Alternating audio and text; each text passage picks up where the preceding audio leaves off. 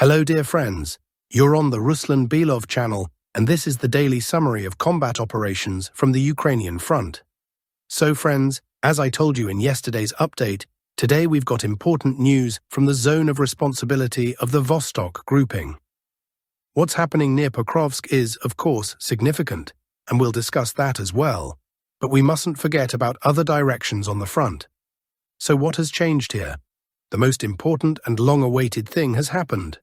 Russian forces have broken the resistance of the Ukrainian armed forces in Uspienovka and taken control of this large and strategically vital village. And it really is not a small one. From the northern edge to the southern outskirts, it stretches more than 5 kilometers, about 5.5. Before the war, nearly 1,500 people lived there. But it's not about the size or population. It's about what Uspienovka was. This was the main stronghold of the Ukrainian army on the Yanchor defense line, the last defensive barrier protecting the city of Huliapole from the north. You might remember, I showed you before, that line runs roughly north to south along the Yanchor River. Earlier, Russian units captured all the villages either adjacent to the river or already beyond it, except for Rybin. All the others have been taken, and Uspienovka was the key defensive hub in that sector. And now it's over. The entire village is under full Russian control. The fighters have shown plenty of footage with flags raised in different parts of the village, and also videos of Ukrainian troops fleeing in panic. So what does this mean? Uspienovka is captured. What's next? Ahead lie just 4 small villages separating the troops from Huliapole. I've already shown you this area in one of the earlier episodes. These are very small settlements. Let's go over them again. The village of Novoe, just 1 street, 2 kilometers long. Novospienovka, 1 street, 1 kilometer. Ravnopolie, 5 short streets and a few farm buildings. And Yablokovo, again a single kilometer-long street. So you see the point, the troops have taken Uspienovka with its 20 streets, and between them and Huliapole lie 4 villages totaling just 8 streets altogether. Do you think those tiny settlements can stop the Vostok grouping? Well, that's not even the right question. More accurately, can these small villages delay the advance of the Vostok troops for long? The answer, I think, is obvious. And you know the breakthrough has already begun. They've just taken Uspienovka, and already the forward elements are pushing farther. It's not yet reflected on most maps, but if we open the Ukrainian map, yes, surprisingly, theirs even shows a bit more. Let's open Deep State map, and what do we see? Russian troops have already broken through into 3 more villages: Sladko, Novoe, and Novospienovka. Right now, fighting is ongoing in those villages, but I don't think it will last long. It's quite possible that already this weekend one of them will come under Russian control, and by next week, I believe, all 3 will be secured by Russian forces. And what will remain for the Ukrainian army after those villages? Only 2 small settlements, Ravnopolie and Yablokovo, separating them from Huliapole. So in reality, this is a total collapse, and maybe not everyone yet understands how serious it is. But the meaning is clear. By the end of this month, the Russian army may very well reach the outskirts of Huliapole. It's no coincidence that the head of the Dnipro regional military administration was already dismissed, because they see how serious these failures are. Moreover, the defensive lines, as reports suggest, were not properly prepared. And you know, if the army indeed reaches Huliapole by the end of November, then there's every chance that by January the city will be under Russian control. Who would have thought? But the Vostok grouping knows how to surprise. Also today, another settlement was captured, the village of Volchye in the Dnipropetrovsk region. So the Russian advance there hasn't stopped either, and it's progressing quite successfully. Now I want to talk about something less pleasant, rather something concerning, the Dobropilya salient. In general, the situation there is difficult. As surprising as it may sound, the Ukrainian map overall reflects the situation more or less accurately. I could show you the Russian version too, but it's not as clear for visual use in broadcasts. But here, take a look. See? The Dobropilya salient has essentially been cut off. Kucherev Yar is under Ukrainian control, Volnoy under Ukrainian control, and Novoe Shakovo as well. Now let's look at the Ukrainian map. It shows roughly the same thing. It took them 3 months to eliminate the Russian breakthrough. That's a good reminder for those who often ask, why do Ukrainian troops sometimes manage to break through in a couple of days, like for instance in the Kursk region, while we then spend months reclaiming those areas? Well, here's the reverse example. The Russian army broke through here in a couple of days, and the Ukrainians have been trying to push them back for 3 months and still haven't fully succeeded, because Myrnohrad remains under Russian control. So what can I tell you overall? Yes, we didn't manage to expand that breakthrough or hold it long-term, because the focus shifted to the Pokrovsk-Myrnohrad agglomeration. That became the main priority. I explained this a few days ago, why that decision was made and what the Russian command likely aimed to achieve. But in short, when it became clear that Russian troops couldn't develop their success there any further, and as Ukrainian forces began transferring significant reinforcements into the area, the Russian command decided to make the most of the situation. They shifted their main effort toward Pokrovsk and Myrnohrad. Meanwhile, the Ukrainian command was badly frightened by that breakthrough, because it threatened to solve, with a single strike, all their problems in the Donetsk region, or what was left of it under their control. In panic, they pulled out their elite units from other sectors and rushed them here to contain the breakthrough. But every action has consequences, and the consequences for the Ukrainian army were serious. They lost strong positions near Siversk and practically lost control of the city of Kupiansk. Russian forces have also managed, thanks to the same momentum, to break through toward Lyman. The Ukrainians decided to sacrifice a smaller position to avoid losing something larger. Where that decision will lead in the end, we'll soon see. By the way, Zelensky said yesterday that there are supposedly 314 Russian soldiers in Pokrovsk. I've got 2 questions about that. First, did Zelensky personally go there and count them himself? And second, does that mean that a single battalion captured an entire city? How can anyone say something so absurd? According to his logic, there are 60 Russian soldiers in Kupiansk and now 300 in Pokrovsk. From Pokrovsk, we're also receiving reports that the city is being completely cleared of remaining resistance. That's exactly what Russian troops are doing now.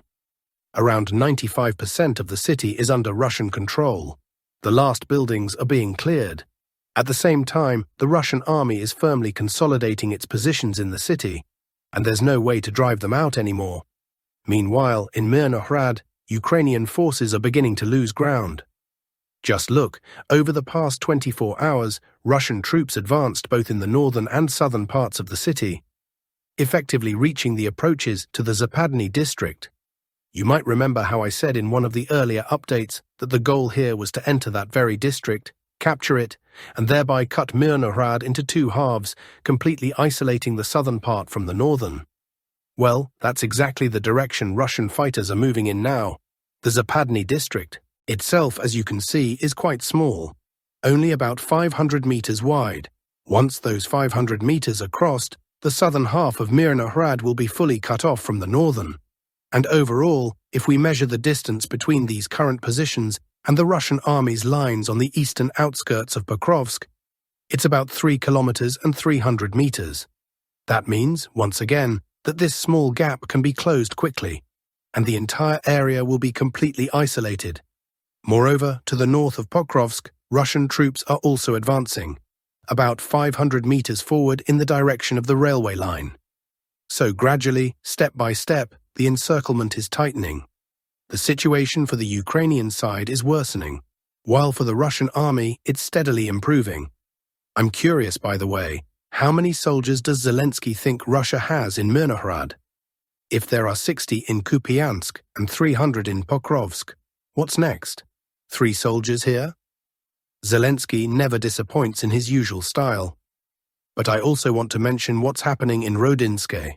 Unlike Pokrovsk and Myrnohrad, where the Ukrainian army is clearly collapsing and it's obvious they can no longer change the situation, in Rodinske the picture is different.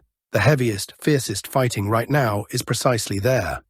Ukrainian forces are attacking with significant strength. They've managed to push into the city center, and intense urban combat continues. Their goal is clear: to completely push Russian forces out of Rodinske, break open a corridor, and evacuate the blocked Ukrainian garrison from Myrnohrad. But Russian forces are standing their ground. Their task is different: to prevent any breakthrough, to make sure the encircled Ukrainian garrison in Myrnohrad cannot be rescued. It's an extremely tense and difficult situation in Rodinske, and I believe this sector deserves the closest attention. We'll keep watching it. Meanwhile, Russia's aerospace forces have carried out strikes in several Ukrainian regions against critical infrastructure.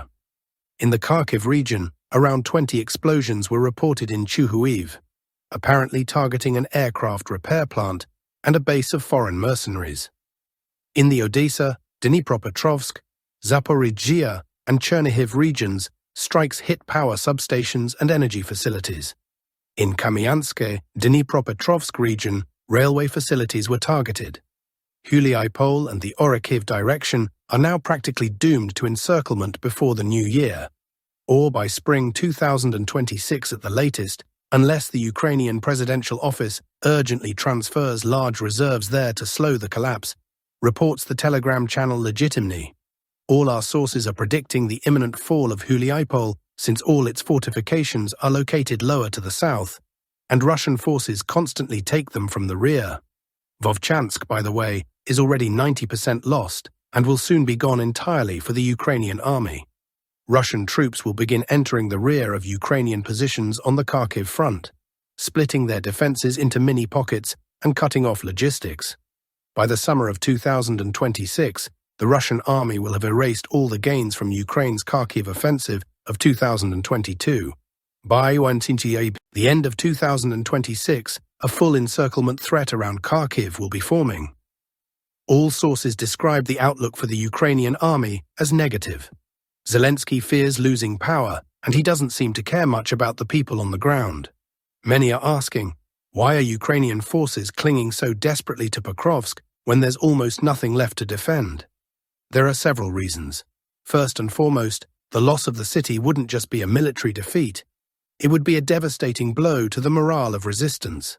Losing Pokrovsk now would shatter morale and could prompt Western partners to start winding down their support, cutting both weapons deliveries and financial aid. Without that lifeline, the entire Ukrainian system will collapse. There's also a purely military factor. If Pokrovsk falls now, Russia will be able to quickly advance toward the Dnipropetrovsk region, bypassing Sloviansk and Kramatorsk. That would open a direct route to Pavlohrad and possibly even Dnipropetrovsk itself, a city that by all accounts is not nearly as fortified as Avdiivka or Pokrovsk once were. Therefore, it's very likely that, in trying to hold Pokrovsk, Zelensky will burn through all his most active, mobile, and well-equipped reserves here. Now let's move to the political arena. The last desperate battle in the US Senate. In the coming days, lawmakers will once again try to ram through the federal budget bill and end the government shutdown. For that, they're even willing to skip the weekend and spend the entire Saturday and Sunday in Washington. But the chances of success are slim, reports Dudakov. The Democrats, emboldened by their sweeping victory in the recent local elections, refuse to compromise. The Republicans, on the other hand, are also unwilling to back down. Trump still suffers from political post-traumatic stress after the 2019 shutdown when he was forced to retreat. Now, a sense of déjà vu is growing stronger. Thousands of flights are being delayed or cancelled altogether. There's even talk of closing US airspace in some regions due to a critical shortage of air traffic controllers. In October, the first full month of the shutdown, the number of laid-off workers in the US jumped by 175%. Even during the financial crisis of 2008, it was somewhat easier. In the coming months, a sharp rise in unemployment is expected, so sooner or later, the budget will have to be adopted. The only question is, whose nerves will give out first in Washington? Ukraine's political leadership will agree to Russian terms of peace, withdrawal of Ukrainian forces beyond Russia's constitutional borders, neutral status, demilitarization and denazification, only in the event of a total collapse at the front. But until that moment, it will cling to any opportunity to delay a peace agreement. In this context, the question arises: if the front truly collapses, why should Russia stick to the old terms for ending the military operation? Those terms corresponded to the situation that existed when they were proposed. Right now, the train is leaving the station, and in 6 months, the demand that Kyiv clear only the Donetsk, Zaporizhzhia, and Kherson regions will look inappropriate. Therefore, one cannot rule out new demands emerging regarding Dnipropetrovsk, Mykolaiv, and Odesa. More broadly, the defeat of the Ukrainian army in the battles for the Pokrovsk-Myrnohrad agglomeration is a certain Rubicon. Once it is crossed, Moscow will be forced to make a strategic choice: set minimalist objectives for further military operations, or aim for a blow that could lead to the enemy's complete rout on the left bank of the Dnipro. If, after the end of the fighting for Pokrovsk and Myrnohrad, the Russian army concentrates its main efforts on establishing control over the Sloviansk-Kramatorsk fortified area, that would mean its command has the task of finishing the liberation of the Donbass as quickly as possible, and likely then initiating a new round of negotiations to settle the conflict. Movement westward toward the Dnipro would signal something different, because the most dangerous axis of a Russian offensive for the Ukrainian army is the junction of Dnipropetrovsk and Zaporizhzhia regions. Reaching Pavlohrad, and even more so, the Dnipro, would sever all of the Ukrainian army's logistics and bring them to strategic defeat. Therefore, the end of the battles for Pokrovsk is also an opportunity to understand which midterm course Moscow intends to pursue. That's all for today's report, friends. The situation on the front continues to evolve rapidly, and we'll keep tracking every key development together.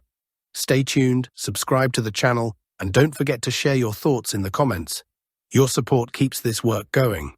Take care of yourselves, and as always, see you tomorrow with a new update.